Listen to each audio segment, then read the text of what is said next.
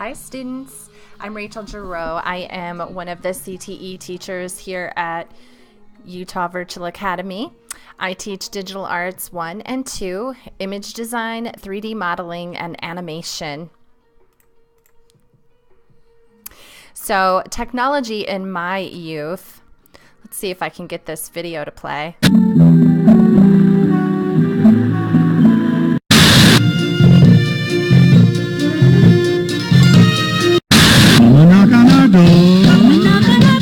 We've been waiting for you.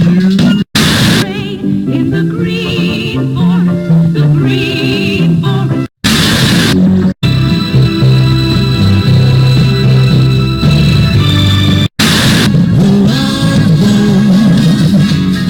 Do you recognize any of those awesome shows?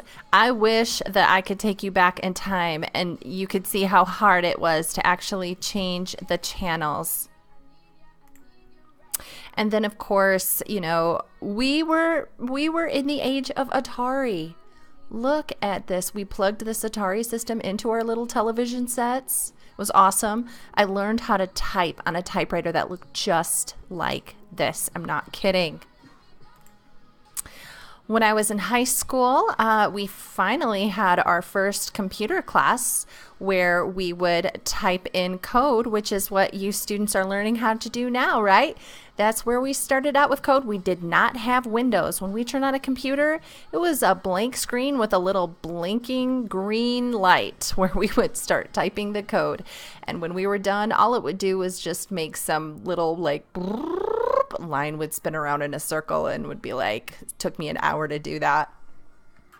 By the way, can you tell which one of these class of 1990 Lansing Eastern Quakers seniors is? This is Senior Skip Day 1990. Me and all my girls. This is me right here with the white shirt and the long hair. I grew up in Michigan, and this amusement park here with all the roller coasters is called Cedar Point. We'd have to drive all the way to Ohio to go to the amusement park. Then we got, finally, in the 1990s, dial-up internet connection.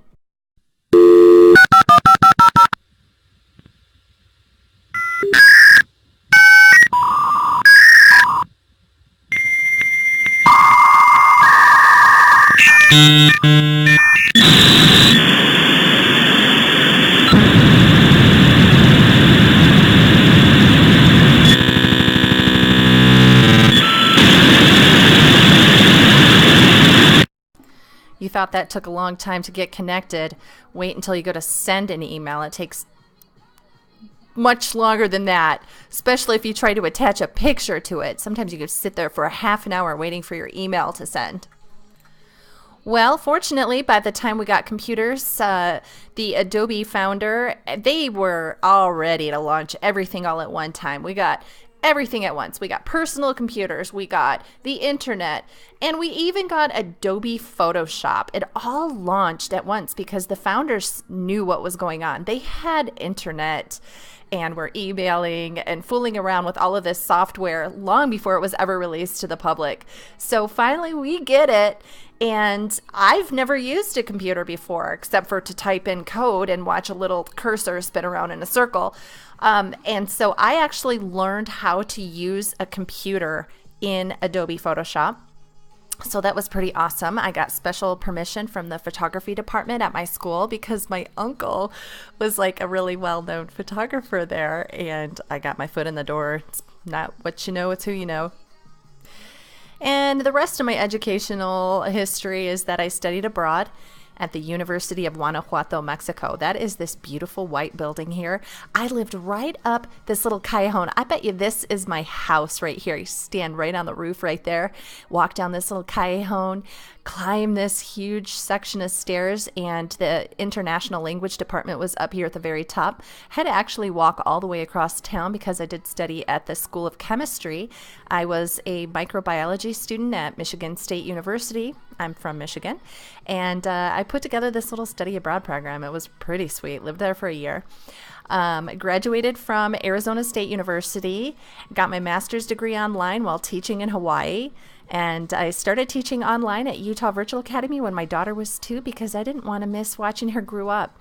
And this is my 4th year at Utah Virtual Academy. I love CTE because we're pioneering the third industrial revolution right here in Utah. If you don't know anything about the third industrial revolution, check it out. And I can just tell you right now, you live in the Silicon Slopes of Utah. You are in the right place at the right time to make history. Get involved in technology right now. It will transform your life. I attended the Silicon Slopes Summit this year. It was pretty sweet. Hoping next year that I can take some students with me. So if you're interested in attending the Silicon Slopes Technology Summit next year with me, make sure that you let me know.